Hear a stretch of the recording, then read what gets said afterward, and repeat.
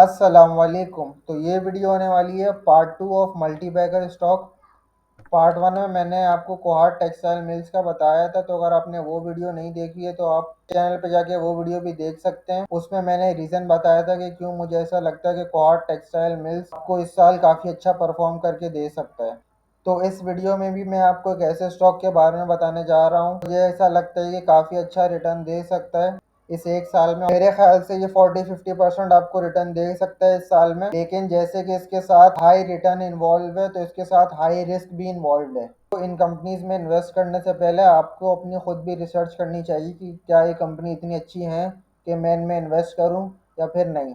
Video में आगे बढ़ने से पहले अगर आपने मेरे चैनल को सब्सक्राइब नहीं करा है तो चैनल को सब्सक्राइब करके वीडियो को लाइक कर दें। इसके अलावा मैंने 2 व्हाट्सएप ग्रुप भी बनाए हैं। एक पेड व्हाट्सएप ग्रुप है, एक फ्री व्हाट्सएप ग्रुप है। फ्री व्हाट्सएप ग्रुप जो है उसका भी मैं लिंक डिस्क्रिप्शन में दे दूंगा, आप लिंक पर क्लिक करके उसको ज्वाइन कर सकते हैं, लेकिन उसमें मैं इतना एक्टिव नहीं हूँगा। अगर आपको मुझसे किसी स्टॉक के बारे में पूछना है या लॉन्ग टर्म के हवाले से देखना है कि कौन से स्टॉक अच्छे हो सकते हैं कौन से नहीं, और आप चाहते हैं कि फंडामेंटल एनालिसिस में आपको बताऊं डिफरेंट स्टॉक्स का, तो आप वो पेड ग्रुप ज्वाइन कर सकते हैं। इसकी फ़ीस सिर्फ़ और सिर्फ 100 रुपये है। तो अगर आपको वो पेड ग्रुप ज्वाइन करना है, आपको स्क्रीन पर नंबर लिखा हुआ आ रहा है, आप मुझे इस पर कांटेक्ट कर सकते हैं और मैं आपको ग्रुप की डिटेल्स और पेमेंट डिटेल्स बता दूंगा। तो चलें वीडियो शुरू करते हैं।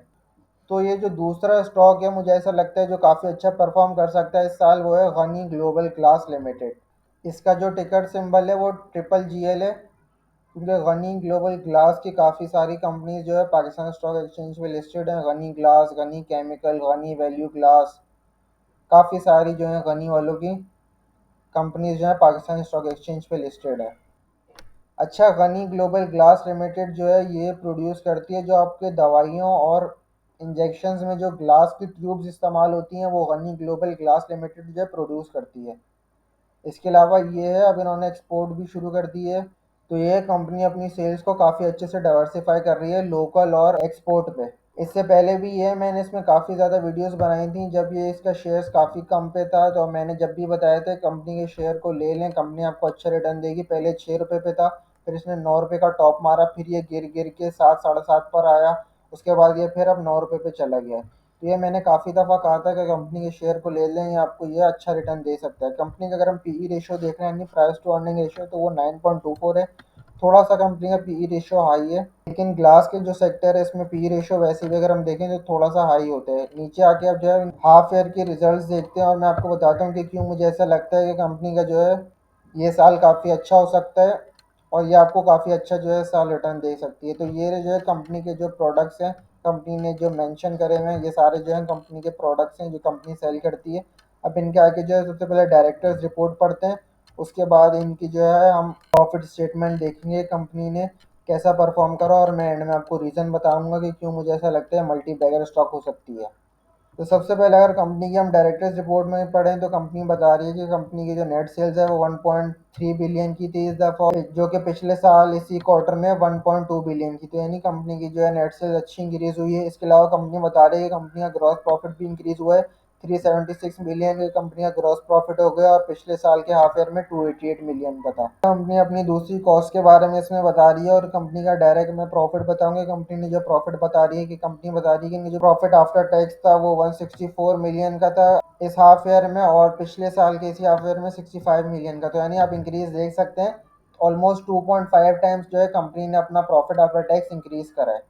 तो काफ़ी अच्छा ये है, कंपनी ने अपना जो प्रॉफिट इंक्रीज़ कर रही है और अगर ऐसे इंक्रीज़ करती रही तो कंपनी की शेयर प्राइस काफ़ी ज़्यादा आपको ऊपर देख सकती है, 14-15 पर है। ये रही कंपनी की जो है सेल्स, कंपनी की जो पिछले साल थी 1.4 बिलियन लोकल सेल्स थी, इस दफ़ा जो है वो बढ़ के 1.5 बिलियन की हो गई, और एक्सपोर्ट सेल्स देखें तो वो 21 मिलियन से बढ़ के 28 मिलियन की हो गई है। तो ये कंपनी की जो है सेल्स काफ़ी अच्छा इंक्रीज़ कर रही हैं।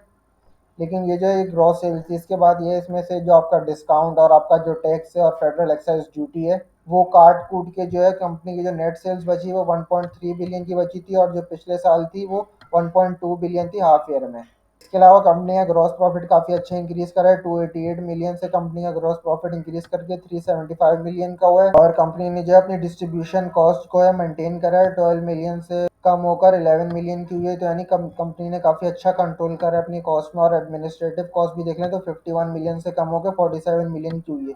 तो ये काफ़ी अच्छा साइन है। कंपनी अगर रेवेन्यू और जो है ग्रॉस प्रॉफिट्स इंक्रीज़ कर रहा है तो कंपनी उसके साथ अपनी कॉस्ट इंक्रीज़ नहीं कर रही इतनी ज़्यादा, बल्कि कंपनी और अपनी कॉस्ट कम कर रही है, तो जिसकी वजह से जिनका नेट प्रॉफिट है वो काफ़ी अच्छा इंक्रीज़ हो रहा है। इसके अलावा कंपनी की अगर हम अदर इनकम देखें तो 61 मिलियन से बढ़ के कंपनी की अदर इनकम 87 मिलियन हुई है। 17 मिलियन ऑलमोस्ट कंपनी की जो अदर इनकम इंक्रीज़ कर रही है। और कंपनी का अगर हम ऑपरेटिंग प्रॉफिट देखें तो वो भी काफ़ी अच्छा इंक्रीज़ कर रहा है, 279 मिलियन से बढ़ के 389 मिलियन को, यानी 110 मिलियन का कंपनी ने जो है अपना ऑपरेटिंग प्रॉफिट इंक्रीज़ करा है। इसके अलावा कंपनी की जो फाइनेंस कॉस्ट है वो काफ़ी ज़्यादा है। 198 मिलियन की कंपनी की फाइनेंस कॉस्ट है, और इस दफ़ा भी जो है थोड़ी कम होकर 195 मिलियन हुई है, क्योंकि इंटरेस्ट रेट तो हमारे डिक्रीज़ कर रहे हैं, लेकिन कंपनी ने अपनी थोड़ी सी बोरिंग्स और ज़्यादा बढ़ाई हैं, जिसकी वजह से इनकी फाइनेंस कॉस्ट वहीं पर मेंटेन्ड है। इसके अलावा जो प्रीवियस वीडियो थी कोहार्ट टेक्सटाइल मिल्स में, उसमें भी मैंने आपको बताया था कि उस कंपनी की भी फाइनेंस कॉस्ट काफ़ी ज़्यादा थी। तो जैसे जैसे अब इंटरेस्ट रेट डिक्रीज़ हो रहे हैं तो उसी की वजह से जो है कंपनीज की फाइनेंस कॉस्ट भी कम होगी, जिसकी वजह से जो इनका नेट प्रॉफिट है वो काफ़ी ज़्यादा बढ़ेगा। और ऑपरेटिंग प्रॉफिट में से इनकी जो फाइनेंस कॉस्ट है उसको माइनस करने के बाद जो इनका नेट प्रॉफिट बच रहा था वो 164 मिलियन का बच रहा था, और इनका जो ईपीएस आ रहा था वो 0.69 का आ रहा था। तो अगर हम देख लें कि इनकी अगर फाइनेंस कॉस्ट और ज़्यादा डिक्रीज़ हो जाती है, और मेरे ख्याल से तो जो इनका ऑपरेटिंग प्रॉफिट है वो भी बढ़ेगा, तो मैं अगर इनका ऑपरेटिंग प्रॉफिट ले लूँ 440 मिलियन का कंपनी का जो है ऑपरेटिंग प्रॉफिट होता है, माइनस हम कर देते हैं इसमें से अगर इनके फाइनेंस कॉस्ट डिक्रीज हो गए सिर्फ और सिर्फ अगर 120 मिलियन की भी हुई, जो कि अभी भी हाई है, लेकिन फिर भी मैं कहता हूँ अगर इतनी हो जाए तो इनका जो प्रॉफिट है वो आप देख सकते हैं 320 मिलियन हो सकता है, जो कि इनका अभी जो नेट प्रॉफिट है 164 मिलियन का है। तो यानी ऑलमोस्ट इनका डबल हो सकता है। ईपीएस 0.69 का अभी आ रहा है, तो ऑलमोस्ट इनका ईपीएस 1.3 1.4 का हो सकता है। और मैं क्यों कह रहा हूँ कि इनका जो है ऑपरेटिंग प्रॉफिट जो है 389 मिलियन से बढ़ के 440 मिलियन का होगा, तो इसका रीज़न ये है कि कंपनी ने जो है 6 न्यू मशीन लाई हैं, जिसमें से जो है 4 कंपनी ने जो है ऑपरेशनल कर दी हैं, बाकी जो 2 हैं वो भी जो है अप्रैल के महीने में कंपनी जो है लॉन्च कर देगी। जो 4 इन्होंने मशीन इंस्टॉल करी है उसके बाद जिनकी कैपेसिटी है वो 50 मिलियन की हो गई है। और जब ये सारी जो है 6 की 6 मशीन जो है कंपनी इंस्टॉल कर देगी तो कंपनी की जो है कैपेसिटी वो इंक्रीज़ हो जाएगी 55 मिलियन तक। तो ये है कंपनी इससे बता रही है कि इसकी वजह से इंस्टॉल करने की वजह से कंपनी जो है लोकल कंपनीज जो हैं और मल्टीनेशनल कंपनीज जो हैं फार्मास्यूटिकल की, उनकी जो है डिमांड पूरी कर पाएगी। इसके अलावा भी जो है कंपनी जो है एक्सपोर्ट के ऑर्डर भी पूरे कर पाएगी, और कंपनी बता भी रही है कि कंपनी वर्क कर रही है डिफरेंट कंट्रीज़ में, नॉर्थ अफ्रीकन कंट्रीज़ में, ताकि ये इनकी जो प्रोडक्ट्स है वो वहाँ सेल हो पाए। तो मेरे ख्याल से तो कंपनी का फ्यूचर काफ़ी अच्छा है इस 1 साल के लिए। और अगर आपको इस कंपनी में इन्वेस्ट करना है तो आप कर सकते हैं। जैसे कि कंपनी का ईपीएस क्वार्टर ऑन क्वार्टर भी देखें तो काफ़ी तेज़ी से कंपनी का ईपीएस जो है इंक्रीज़ कर रहा है, और अगले क्वार्टर मेरे ख्याल से इनका 0.8 या 0.9 का ईपीएस हो सकता है। लेकिन ये कंपनी के साथ रिस्क इन्वॉल्व है कि इनकी जो है सेल्स मेंटेन रहें। इसके अलावा जो है कंपनी अगर बोरिंग अपनी और ज़्यादा इंक्रीज़ कर लेती है तो इनकी फाइनेंस कॉस्ट में इतनी ज़्यादा कमी नहीं आएगी।